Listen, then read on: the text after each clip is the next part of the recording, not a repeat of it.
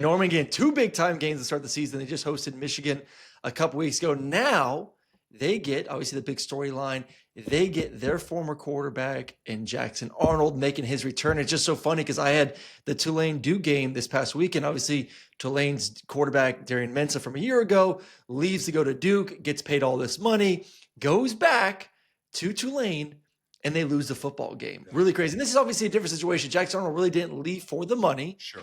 It necessarily wasn't completely forced out. I think this was, to me, from talking with our boy Gabe Eicher this offseason and just talking to other people, it was kind of one of those feelings of almost like a Georgia Carson Beck.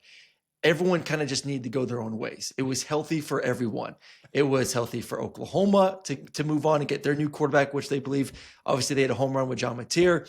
It was healthy for Jackson Arnold, the big-time 5-star recruit, to kind of restart on his career, go somewhere new, and then obviously he picked Auburn as that destination. So I don't think there's any of this hatred, ill will that I kind of maybe felt a little bit Tulane last week, where it's like, dude, our boy left us, we get paid $8 million. We kind of get it, but still kind of sucks.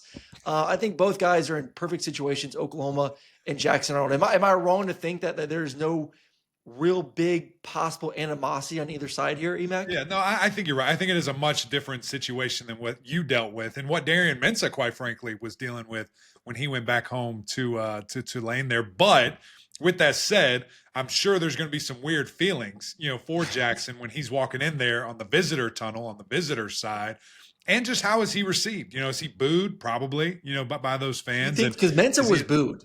Mensah was booed. No question. No question he was. This is such a different thing from an Oklahoma fan perspective. Like, are you pissed at Jackson Arnold? Right. That's what I'm interested to see. But then also from the coaching side of it, they know his weaknesses. They know everything about that guy. And so I'm really interested just to see schematically, how do they dial it up?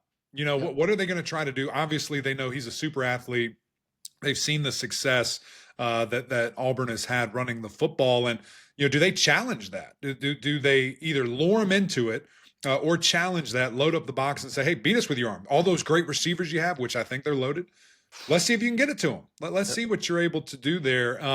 I'm fascinated to see that. I'm thinking the game plan going to be eerily similar to what it was of Michigan, just because of that big, nasty offensive line wanting to run the football and us saying we're bigger, badder, stronger from the Oklahoma standpoint.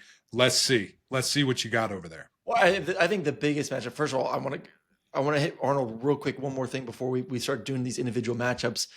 I think for him in this game, if there is anyone that is a little bit more riled up of is it the Oklahoma fans to Jackson Arnold, or is it Jackson or his former teammates to him, or is it Jackson Arnold to Oklahoma? I think it is more on the Jackson Arnold side. Like, for sure, he's a passionate player. We've seen the way he's run the football at his time at Oklahoma to what he's done at Auburn.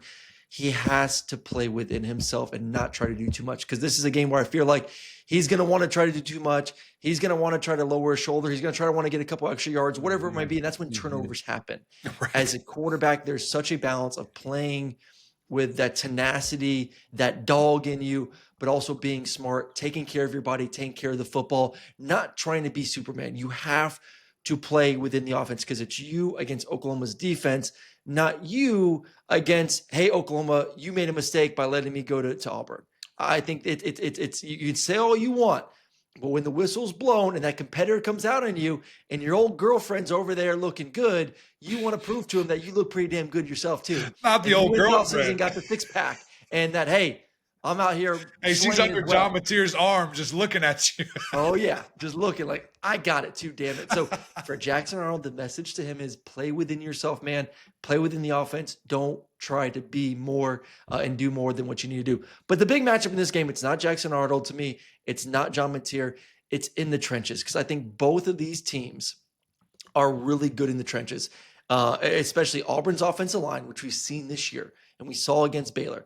We know, we've talked to Gabe and other Oklahoma people, how good this defensive line is. That's where their bread and butter is right now. That matchup, Auburn's O-line, Oklahoma's D-line. And when you look at great matchups like that, whether it's in the NFL last year with Philadelphia and Kansas City, or whatever matchup you want to say, from a defensive perspective, if you can play two high safeties and you can say, hey, we're going to give support against Eric Singleton, Cam Coleman, Malcolm Simmons, Horatio Fields, who's played well this year. If we can give our corners some protection and know that we can still match up front and play a light box, that's how you have success. Oklahoma's built like that, but I don't think, EMAC, they've gone against an offensive line to Auburn standard that could still push you around with a mobile quarterback and get some yards on the ground. I don't know, dude. Michigan's like that. They're built that way. You know, they're yeah, really but they don't got a running program. quarterback like Arnold, though. Well, sure. Would you say that Michigan's running backs are better, though? I mean, what do you feel, you know, where do you go? Because, again, you're right. There's different matchups. And when you have a running quarterback, what does that do for us up front as the offensive line? Well, that allows us, we have an extra hat, so we can really focus on what's in front of you. So we have an extra guy for that linebacker. We don't maybe have to target outside the box, and we can stay within that line of scrimmage, and we can keep those double teams going a little bit longer, get to our second level a little bit faster because we're not going to a safety or to a wide linebacker or something of that nature. So you're right. It will be interesting from an angles perspective. Are they able to stay too high, knowing that that's probably going to happen? They're going to have that lead blocker as well. And then it's just a numbers game. And that's why I'm kind of interested in how does Coach Venables attack this? Like, does he want to force the issue, loading the box, showing exotic looks, moving around so you're confusing, targeting, where we're going to go from a lineman perspective and a quarterback perspective, and say, hey, Jackson, we saw it for a couple of years. Beat us with your arm. Don't think you can do it. Let's see if he can do that. And that's what I would do. I'd light him up. I would shut down the run. And I'd say, let's see what that arm can do, buddy, because we never saw it here in Oklahoma. I would still, because I don't think you want to give up the explosive plays. I don't think you want to go one-on-one with Cam Coleman. I don't want to go one-on-one with Malcolm. I don't care how good you believe you are in the back end. Those receivers, it's the best receiving core probably in the country based on what we've seen so far this season. Like, they are so talented. They find creative ways to get Eric Singleton the football in space. I do like the running backs, but I would still go in with the mindset of what Baylor did, but knowing that we are way more physical up front and we can't stop the run game with a six-man box. Mm-hmm. And until they prove that they are patient enough. And I think that's the one thing too, when you talk to the coaching staff at Auburn, and then you go back and watch that game versus Baylor. Baylor said, you're not patient enough to still run the football over and over and over again. Eventually, that coach staff is going to get greedy. They're going to want to throw the ball into too high. And they did it. And props off to Hugh Freeze and his staff for staying patient in that game and sticking to the run. Like I said, I just think Venables and that defense is more talented, and obviously is significantly more talented than Baylor, where they can say, eventually you are going to make a mistake. Eventually you are going to get greedy, and that's going to play in our hands. I don't want to, on the road or at home, put us in a situation to where we give up some shots down the field, because we can say all we want, like, oh, Jackson Arnold's a great runner. He's a great runner. He is a good thrower of the football. And he's shown that this year, that he can get the ball to those big guys on the outside. I do not want to get killed like that if I'm Oklahoma at home.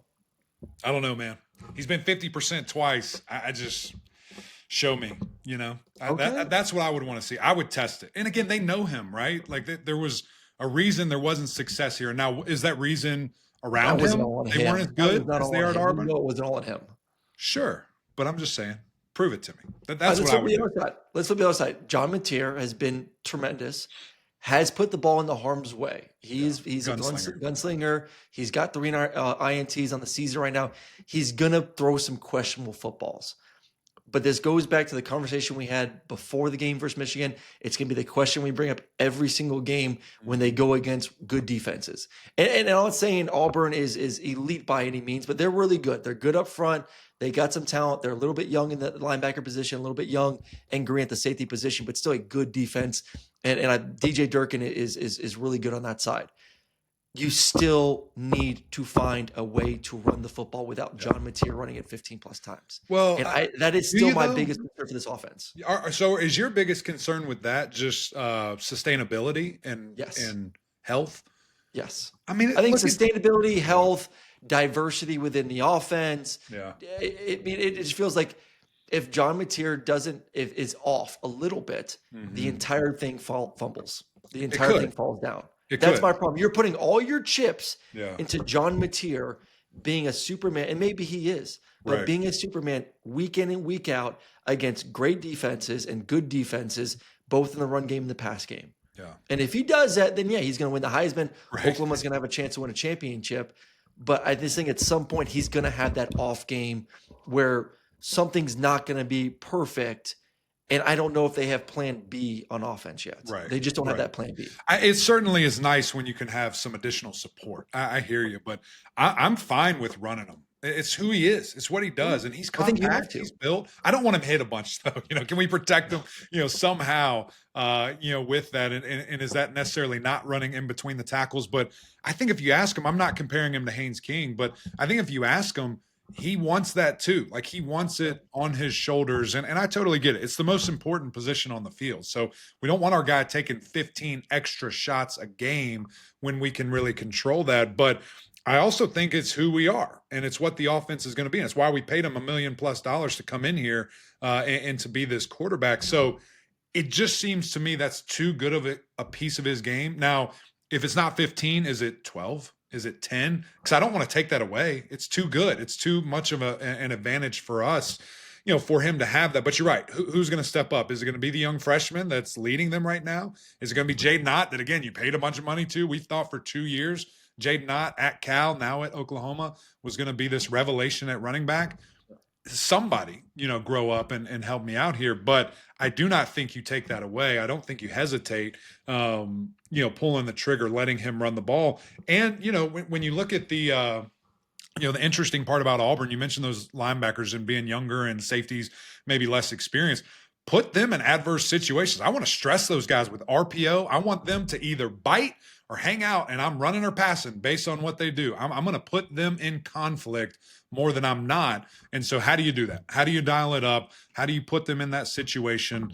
I think you try to take advantage there as well. So you figuring your offensive line out if you're Oklahoma. I have loved what I've seen from that left tackle. That true freshman is a freak, and he balled out against Michigan, has looked really good since then. That dude's going to be a top 5 pick whenever it's his time. We got some time with him. But just as he continues to grow, as they continue to grow and get healthy as a unit, maybe that helps the run game, by getting more movement and just getting guys going. So I'm leaning Auburn. I think Auburn's been on the road, went to Baylor, and you look at the numbers, you're like, oh, it wasn't a great game, but they held Baylor at 24 points, and that's a great offense that's going to average in the 40s, mid-40s to high 40s with a great quarterback. Held them to 24 points in that game. I think they are multiple on offense. I do believe that Jackson Arnold is a good enough passer with a talent around him to warrant, hey, you got to be multiple and you got to be able to give me some single high. So I think that as a complete team on both sides, I like Auburn. They've proved it on the road.